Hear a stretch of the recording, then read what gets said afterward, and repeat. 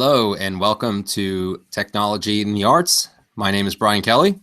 And I'm John LeMasney. And we are back after about a month, actually a little more than a month of a hiatus, as things kind of went haywire for both myself and for John, apparently. John, how you doing? I'm doing fantastic. How are you? I'm doing excellent. So why don't we just, before we get into an update as to the musical project, and as anybody out there who's been following this, we are working on a musical project, a song together. It's kind of an experiment, and this is taking you behind the scenes of the creative musical process here, and this is an awful lot like the musical process, I think. Probably. Yeah. The creative process. Yeah. We made some headway, and then, things went off the rails. But so John, why don't you catch everybody up on what you've been doing? Well, like usual, John LeMasney Consulting. Been helping a lot of people with web design and graphic design, but really there's been a shift to teaching. Matter of fact, I may have some very good news to report coming up very soon, but even though there are some things I know, I think I'll hold off. The other thing is that I visited Portland, Oregon for the first time for Thanksgiving. And have you ever been to Portland? I've not been to Portland. Yeah, and really, the only experience I had of it was Portlandia, of course. Mm-hmm. And I heard a lot of great things about it, and a lot of people told me I would really enjoy it there. Like many people have told me I enjoy it in California, and I do. And I went, and it was life-changing. I mean, from a political standpoint, from a legal standpoint, from a natural standpoint, from a intelligent standpoint, just the way that they do things in that state seem like the right way. And it makes it less tenable to live in a different way when you know that people are living like that. It must be what I would imagine people in other countries who are striving to get to America feel like. They have a taste of what it's like in this country, and they say, I must be there. I feel like the same thing's happening to Oregon from the other states. I think a lot of people are visiting, noticing how that lifestyle is different from their own, how it's better, and migrating. And apparently their influx of new residents is astronomical. I'm sure in part due to their long history and their culture, mm-hmm. and musical elements and artistic elements. But then there's the show that sort of talks about all the cool things about Portland. But I must say the biggest thing by far was that marijuana is recreationally legal in Portland, in Oregon, I'm sorry. And it was such a different experience than any marijuana-based experience I've had anywhere else, because it's just allowed. It is, as a matter of fact, I think that you would probably have more trouble walking down the street with a beer because it's so obvious. And but you can travel with marijuana. You can purchase marijuana as long as you are an adult and as long as you register, essentially by signing in when you walk in and proving that it's you. You can purchase marijuana, just like anything else, like cigarettes, like any quote-unquote vice. But it really is viewed differently there. It really is viewed medicinally. It is not seen as a party item. It's seen as a way to make people feel better. And it's a different point of view than the one that we've been taught. Right. Well, I have not been doing anything nearly as interesting. But I think since the last episode, I did run in the Trenton Half Marathon. So I did complete that. And as I was saying to you before we went on the air, I am doing a freelance PR gig for a show that's taking place at the venue at which I work. Mm-hmm. But it's not one of our productions. It's a rental, but it's a rental for 5 weeks. They are coming in and using our space for 5 weeks. And so this is like kind of an experimental thing. We've never done something like this where a production came in for multiple weeks. It's usually one night and done. And so it's been kind of confusing. And I had to set up my own, yet another email account. You know how you always make fun of my email? I had to set up another email account to handle all the PR stuff for this show. And but yeah, I mean, why don't you just use filters? No, they wanted me to use because I couldn't use it from my work email, and I didn't want, because my professional Twitter account, my alternate Twitter account is connected to my email, my professional email address. I wanted to use something different, so I had to set up like it's bkelly.pr@gmail.com. And that will be if I do any more freelance PR work, which I do occasionally, that'll be my new professional email address since I've co-opted all the other ones. But yes, but because the media that I'm pitching stories to for this show know that I work at George Street, they're sending me, like, I'll start a conversation in the one email address, and then they'll reply to me in my George Street account. So it's like, I'm supposed to be keeping this separate, but it's like, it's impossible. It's been impossible. But it's funny though. I mean, here I am. I planned out like this whole week of pitching stories, and before I could even send out emails or make calls, those same reporters were getting in touch with me saying they want to do stories. This show is like pitching itself. It's crazy. So it's easier for me, but it's just been very hectic. It's, we just got done with a show that generated a lot of media and a lot of interest and great reviews, and it was very busy. And now, instead of having some downtime, I'm kind of handling this. But it's been fun. It's been fun. So that's where my craziness has come from. Yeah, it sounds like you've been busy. And so, I'm supposed to be doing this outside of work hours, but if there's a media request and it's urgent, I have to. So I'll take a break. It's like, oh, I'll go get coffee. But yeah, so it's kind of been weird. It's kind of just awkward. So, and I think that's. Well, despite your busyness, you have been very productive with the song project. I have not. Well, I mean, it's been a while. But so, yeah, so I think the last time we talked, I had presented a musical idea that I don't think you could even hear, but it was just a chorus, and it had some lyrics, but it was a very slow, very ballady, almost had a little bit of a gospel type feel to it, but not quite.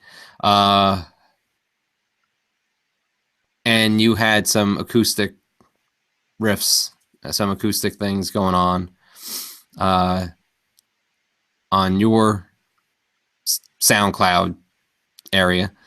And we had talked about, specifically for the project, but as it turned out, it's just like the free time that I had to work on the project disappeared. Right. So I was glad to see that you were able to make use of what I had done. Right. So John and I had discussed on the last episode how, he had that, and I had my idea, and John mentioned now if we'd probably have to, figure out something, because it wasn't going to work. But I was just, sitting around, doing something, who knows. But, I was Are you humming. having trouble with your contacts, Brian? Of course I am. It's 10:30 at night, and I'm still wearing my contacts off from all day. So, because like I imagine this is what it would be like if you were blind and like this, like you just sort of like had your eyes open just because it was comfortable. Yeah. I'm just gonna go like this. Can you talk like a Delta blues singer?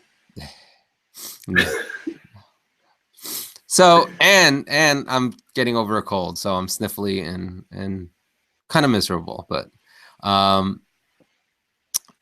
wanted to get this. I wanted to get back on track with this to some extent. So anyway, I'm sitting there and I'm humming an approximation of John's one of John's segments from a SoundCloud page, and I knew there was like a second part, and so I was kind of trying to hum them as close to as possible. I wasn't quite sure. I remembered how the general sense of how they went, but they were in my head, and I was like, this has like this power classic rock, prog rock type of thing that's kind of calling to me. And I was trying, then I came up with this other piece to link my idea with that idea. And, I had to rearrange and kind of, it no longer was a gospel-y thing. Now I was going into this kind of classic / prog rock thing. And so I had it in my head, and I sent a message through Facebook to John, and he said, you have to screen cap that. You have to cap that so we can hold on, let me get rid of this thing. I don't want this thing here. So we can have it for the next show. And so let's see, screen share. There we go. And so I said, hey, was just playing around with your first draft riff and my chorus in my head with just a bit of an arrangement, bit of a, there should have been a change in arrangement or whatever. Key changes and a clever linking segments between them. They could totally work together. Try to whip up a simple version of what I'm envisioning by next show. And then, sweet, screenshot this for the next show. But that did it. Yeah. And you saw that, right? I just thought it would be nice to have like an archive. Yeah, I saw it. Okay. Yeah, I just thought it would be a good way to sort of archive each element of conversation that we had, because otherwise you potentially lose it. Yeah, actually, you know what? Okay. I just want to make sure, because there was a saying, it said you were screen sharing, and it says, do you want to present to everyone? And I didn't hit that, which means I think I was only screen sharing with you. You were only screen sharing with me, yeah. Yeah, so now I'm screen sharing with everybody else, so you can read it right now. Sorry about that. Not used to screen sharing is my it's just one of my many downfalls when it comes to Google Hangouts. Okay, I'm going to stop this now. There we go. Okay, so I'm back. All right. And so I just I don't know if this is going to work. Let me see if I can. Can you hear that? Yep. So this is John's, it's called First Draft.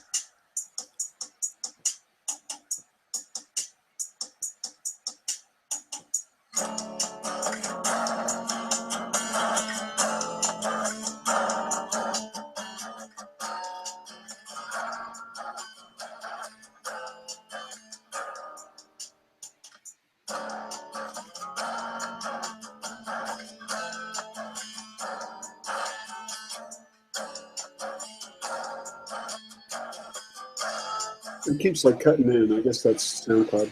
Okay. All right. Sorry. Okay. What was that? I said it was cutting out, but I guess that was your stream.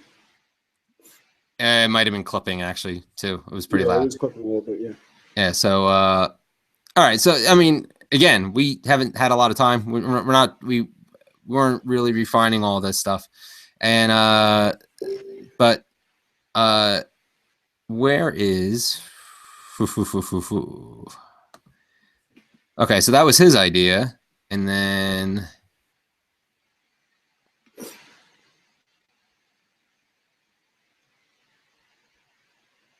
Okay, and this is what I had.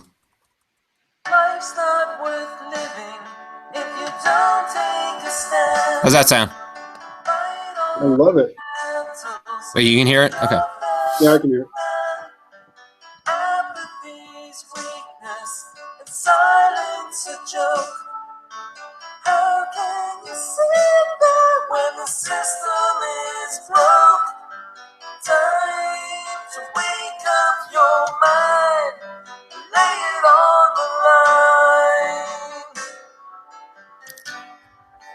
Lay it on the line. Okay.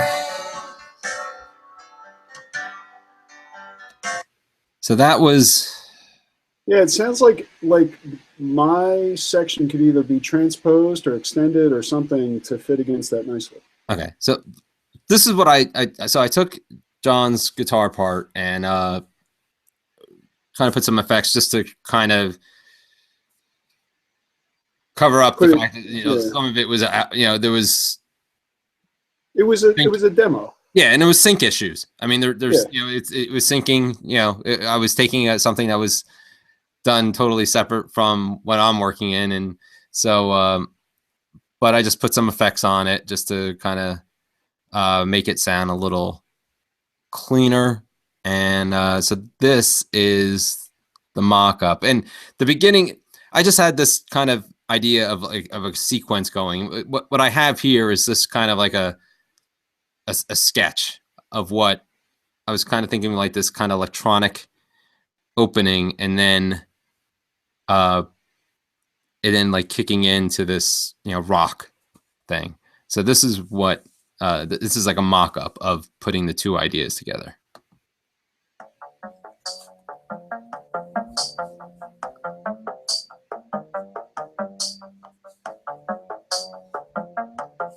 Nice bass.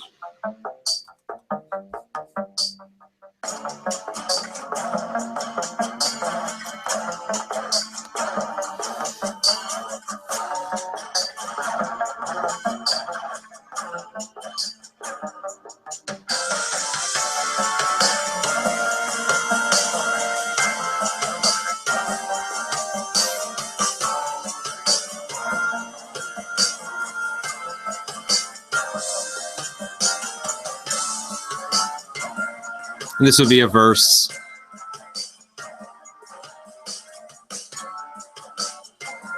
And of course, my guitar part can be adapted to meet the beat that you've set, which I think is better, in fact. Right. So it's funny. This reminds me a little bit of when we did the take on the theme song. Oh. Because essentially, like, you took care of the rest, and like I brought in a guitar, and that's cool. I like that. That's fun. And so this would be like a linking bridge. So I guess first part be part A.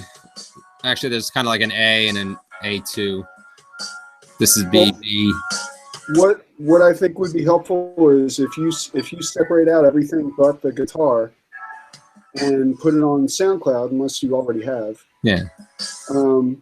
I'll have access to it. I can play against it, and we can see where we can go with it.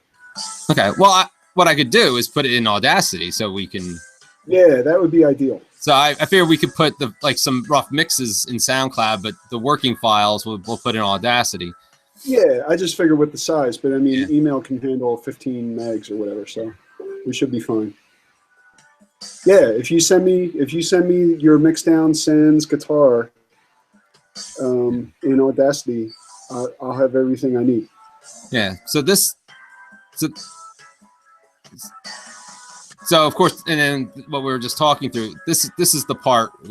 This part would be,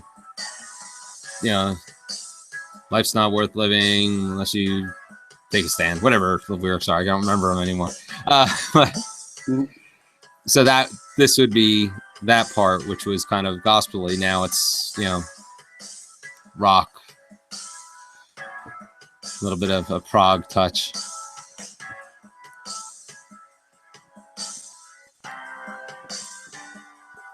And this was what like sold me when I did it and went right into your part again. I did that in my head, and I was like, oh my God, that works so well. That does. That's a really nice transition. Beautiful. Well done, Mr. Kelley. Thank you. So this right now, what we have takes us to a bridge. So there would be another verse, another section B, and then the chorus. And then I want to kind of do something totally different, which hopefully we can work on together. Well, I have an idea of how this could transition, and like you probably have ideas about how it could transition, but I definitely have something in mind. Okay. So, all right. So I'll put the drums, like I'll try to isolate, you know, drums. I mean, I don't even have a bass line in there right now.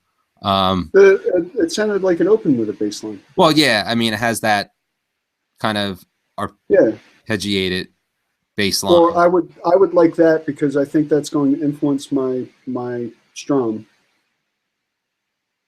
The drums would be nice just so that there's a beat throughout. Yeah. You know, whatever you can give me will probably be helpful. If there was already lyrics, I might ask for it without lyrics. If there was already like a solo somewhere, I would really just want to know where that was, as opposed to. I was thinking of that coming. I was thinking of that coming in the bridge in the after the second chorus, after we come out of that. So I was thinking that if we could do something a little bit different with instead of going right back into that verse riff of yours, going into something that hold on, I had it in my head. Like a little bit of a chord key change, possibly. Oh, okay, that's fine. I guess I'm thinking more like not even rhythmically, but like structurally. I don't know. I have an idea. I don't. Oh no! And then I was thinking of having having a key, like kind of like maybe a crescendo with a key change going on, maybe going up a few steps, and then kind of turning into something different. Okay. But Sweet. it was in my head. But well, again, we'll work on that together. So yeah, you'll send me a AUP file. Yeah, I'll do isolated tracks in Audacity. I'll basically I think what I'm going to do is put a click track. Just have a clav. Yep. Put that and run through what I have, and then probably then some. I'll probably go just so we have that click, and then I'll use that to sync up. I'll isolate the drums, put those on maybe a couple of tracks in Audacity, the organ, and actually, hold that thought, okay? Mm-hmm. I mean, I'm here. Just hold on.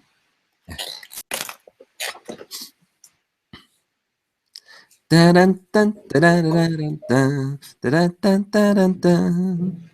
feel like there should be a dancing hot dog on the screen. Oh, got the guitar. I'm back. I had the idea in my head, and I thought, why not just share it with you? So, okay. Yeah, go ahead. All right. Oh. I hate that. Yeah, I hate that too. Oh. Of course, my headphones are on.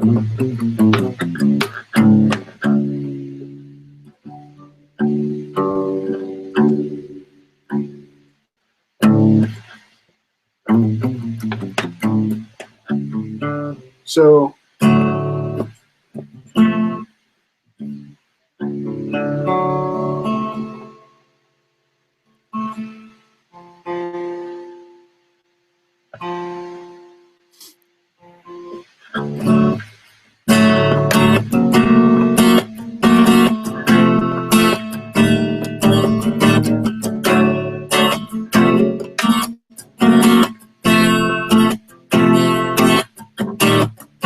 that was the basic, right? Mm-hmm. Also, yeah, if you could actually chart those chords for me at some point and get, It's and that way, yeah, it's essentially an E chord. Well, an E chord that is more or less just slid as though it is a bar chord. So.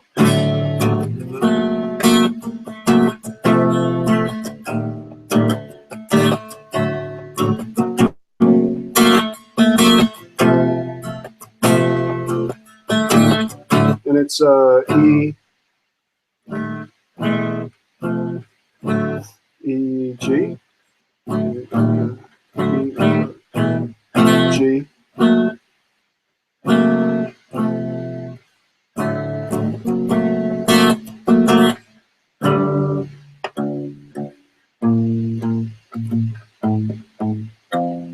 don't know. I have to work it out.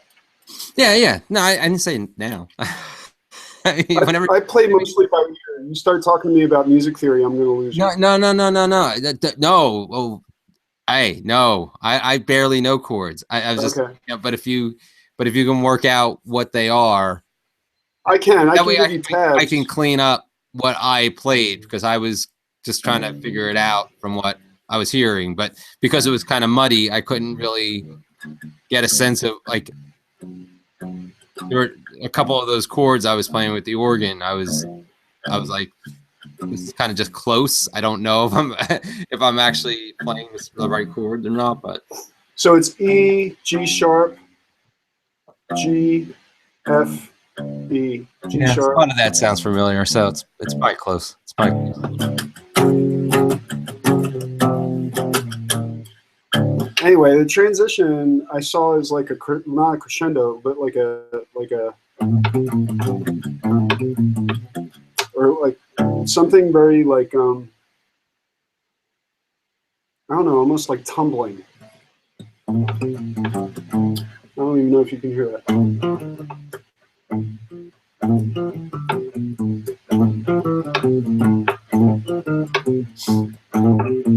Well, yeah, I mean, I don't have to work it out now, but that was what I heard in my head when I heard what you were doing. okay, well after.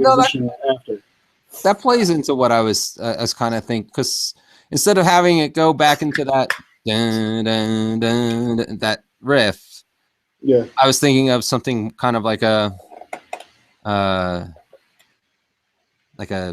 dun dun dun, some kind of like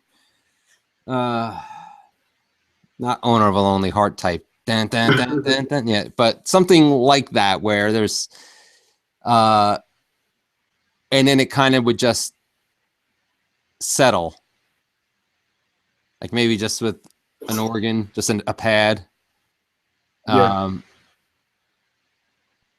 and a bass, and just a very mellow bass, and then it could probably go into that tumbling thing, and then maybe build back up into a solo, and then go back into like the.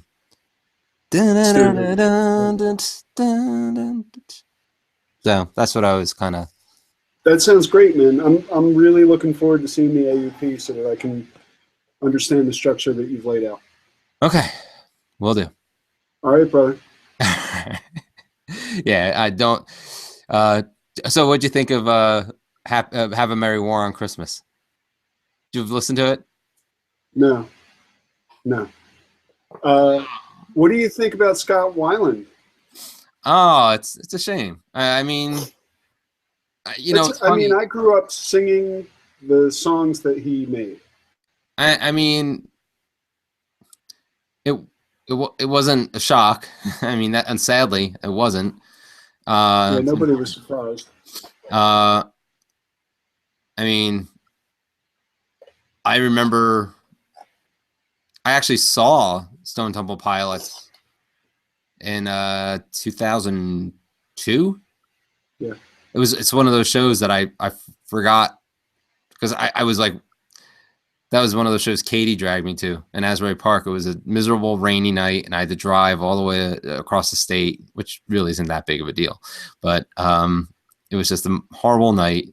It was a big deal because I wasn't really that excited for the show. But then, of course, once you're there, it's like, okay, yeah, this show's pretty good. I would have loved to have seen that show. I mean, I was really into Stone Temple Pilots. They were a band. They were a band that I liked them. I would, but it's just they weren't exactly what I would listen to on an everyday basis. So they were like my go-to in college anyway. That was what I listened to. I listened to alternative rock constantly, and it was mostly Northwestern influenced prog rock, or not, but modern rock. Yes, but it's funny because I had just heard Sour Girl. I had been listening to a lot of Stone Temple Pilots lately. It was strange. I hadn't heard that song in ages, and it came on I thought it was XPN. Maybe I heard it somewhere else. It might have been on XM. But I heard it and I was like, oh, I forgot about this song. And I think it was like a day or two later, I saw that he found dead on the tour bus, and somebody from XPN posted that video, and that's when it was like, oh, I saw Stone Temple Pilots, and I tried. I know there's like sites like setlist.fm that have old shows, and it's kind of cool. I mean, there are actually shows from that I saw at the Stone Pony at Marillion. I saw Marillion at the Stone Pony back in the 90s, 91 or 92, maybe 90. I don't know, somewhere around there. And somebody actually has a set list from that show, and it's like, oh, man, it's awesome that you can like go back and see what you heard at that show. And they had a set list. It wasn't setlist.fm, but it was another site, and it had the set list of what they played that night. And Sour Girl was not there, so I didn't get to hear that song live. But that was it was a good show. It's a good show, and it was at Convention Hall in Asbury Park. So that was the only show I ever saw at Convention Hall. So good time. I don't know enough about Asbury Park. I need to spend more time there. Yeah, you should. I haven't been there in a while either. I know the Saint, where I've played with Christian Beach. They actually have a crowdfunding site up now because they're in trouble. Actually, and live music venues, small live music venues in general are in trouble.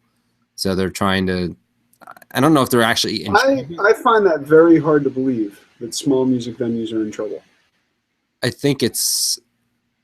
I mean, because it seems like every bar is a small music venue. I think it's a combination of insurance and I think licensing. There's the alcohol licensing and there's the music licensing. There's supposed I don't think anybody has paid attention to music licensing in any of the places I've heard live music in the last. They do. 10 years. They do. I mean, they don't. Maybe in your place they do, but I don't like. They have to. The Ivy. Because who there was that lawsuit recently where that club was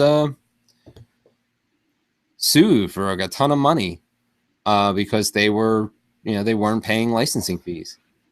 Oh, I don't know. That seems odd to me. I mean, what about all the places that just leave TVs running all the time? I don't understand how that's not a broadcast. Well, that's why the NFL cracks down on that for Super Bowl. Like you're supposed to pay. If you advertise a Super Bowl promotion, if you advertise that you'll have the Super Bowl on, I mean, generally you're supposed to pay the NFL something because the NFL tracks that. their legal team tracks that, and if they don't get money from you and you advertise something, you're pretty much screwed. Wow. I mean, the NFL, they don't mess around. I mean, I guess I'm biased. I just want them to remove all TVs from all restaurants. Yeah, well, the NFL and the RIAA are and just lump the NRA in there. They're all corrupt. Really? That's such a surprise to hear you say that. They're all racketeering. All racketeering. I'm like a floating head. I didn't realize this. I've been a floating head all night. You're also in like 3x4. We're kind of both floating heads. Yeah, but your like format I never noticed is like 3x4 as opposed to widescreen. What's up with no widescreen? I don't know. I barely can get Google Hangouts to work. Well, I didn't know that was a setting. I thought I was on default. It shouldn't turn into a Google bashing session. They give us a lot for free, Brian. They give us a lot for free. It's not in my settings. I'm just using FaceTime HD camera built in. That's all it tells me. Is it an internal camera or external? It's an internal camera. What kind of a camera do you have? It's the built-in eyesight on the Mac. I don't know what they call it. It's on the Mac. Huh, that's odd. Maybe it's in your settings. Your camera. My software. Yeah.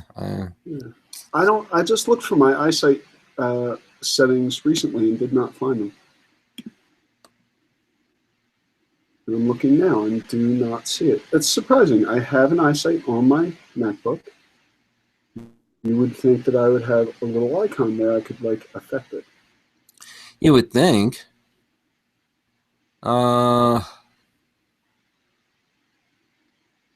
Mission controller? No.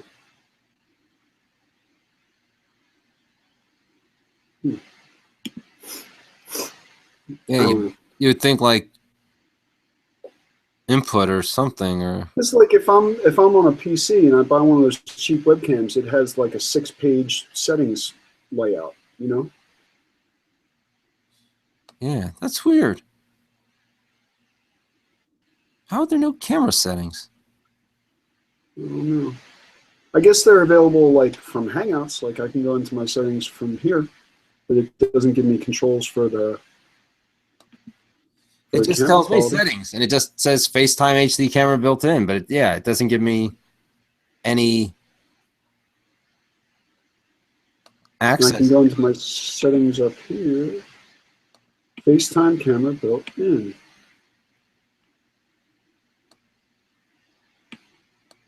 Built-in microphone.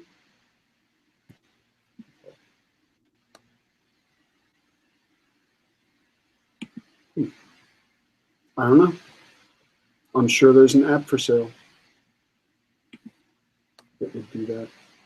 Yeah, that's weird. So wait, so you're... I'm on the same setup as you. Yeah, and you're... And you're on a MacBook Air, right? No, I'm on a MacBook Pro. I'm on a MacBook Air.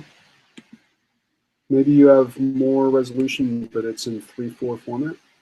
Huh. Well, no, I think I am in, because the problem is I'm just lower. I'm not to the top of the screen. Like you're moving up, and like that's weird. Like I'm in the middle of this, kind of in the middle of the screen, but when I look at you, you're higher than me. And of course, you're seeing the administrative interface. Mine doesn't show that at all. It just shows my face or your face according to. Right. If I click on my face. So it may just be the way we're looking at it. It may be just a trick of the eye. It'll all get reduced to the same size anyway. I just find it odd that you and I look like we have different formats. Yeah. And I did, and how now is a good time to notice this. Why isn't my lower third been on this whole time? Yeah, my lower third turned off too. I don't know what happened. I noticed that it was missing, but I didn't make a big deal of it. I think when you close the Hangout toolbox, it turns it off. Save presets. not showing any. Yeah, now mine's there. Am I in the wrong? You're supposed to be in Hangout Toolbox, not Control Panel, not Control Room. Wait, hold on. Well, that's that's something. it's reversed. It is not actually reversed on the recording. Yeah, I know, but it's not. It doesn't. It never. Yeah, something is. I have a feeling I may have used the wrong account, but I think this is the only way I can get it to work. Color.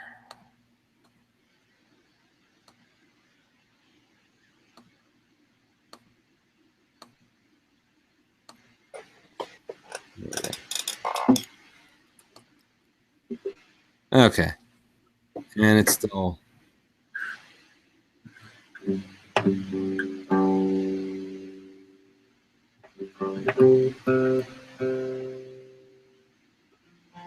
Okay. And it's off again. There we go. There we go. Now it's. Can I save this?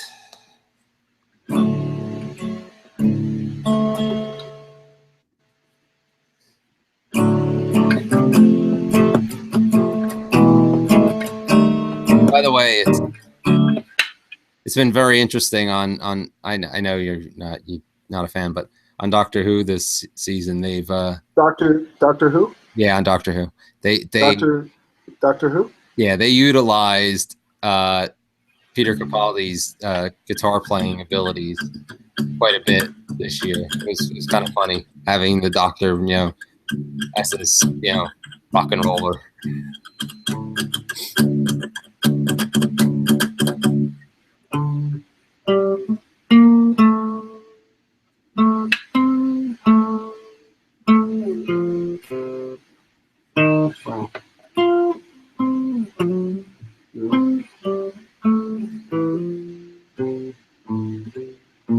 Okay.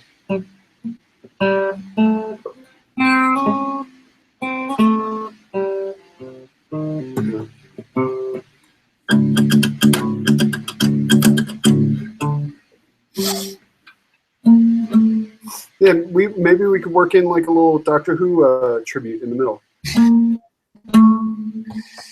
I already did my iPhone version of it.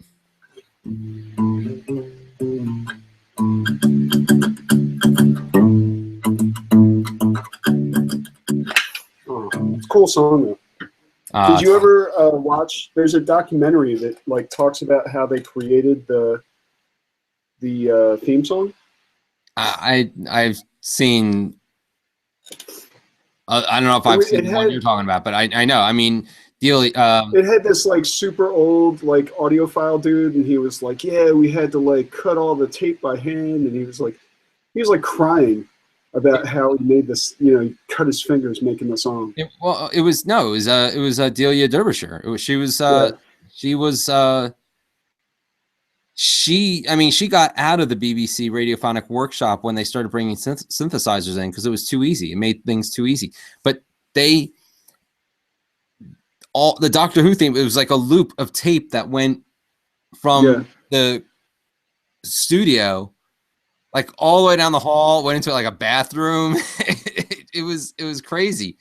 And she spliced all of it. It was all, tape loops, and she was amazing. She was such an amazing, and they found these tapes of hers just a few years ago, well after she passed away. And it was something that they think was from the late 60s. Mm-hmm. It sounded like the foundation of a modern dance track. It was crazy how ahead of her time she was. Yeah, crazy. I agree. I mean, everything I heard in that documentary was kind of mind-blowing. And it's sad because she left the music world. Like I said, she just thought it got too commercial, and the fun of experimenting was gone. and the physicality of it. And she was kind of turned off by it, and she was a bit of a heavy drinker, and that led to some health issues and health issues from drinking. Yeah, and this electronic musician, I can't remember his name right now. He tracked her down and said how she was actually part of a electronic outfit from the mid to late 60s, and I can't remember their name, but they actually put out some interesting experimental stuff. I think she was on the first album, not the later ones, but by this outfit. But this guy was actually a fan of hers from that too, and he finally talked her into being like executive producer of his next project, and she was finally ready to get out of the house and ready to get back into music. She was inspired again, and then she passed away. So it kind of stinks that we could have had maybe one more project from Delia Derbyshire. But yeah, because the guy who gets credit, and I think the BBC finally gave her a writing credit recently, but at least Stephen Moffat did. But wrong. I'm not sure if it's Grainer or Grenier or Grenier. I'm not sure how it's pronounced, but he did write the music, but then when she realized it, because it always said realized by Delia Derbyshire, but she put it together. But even he was like, when he heard the finished version, was like, this is the song I wrote. Like he's like, this is incredible.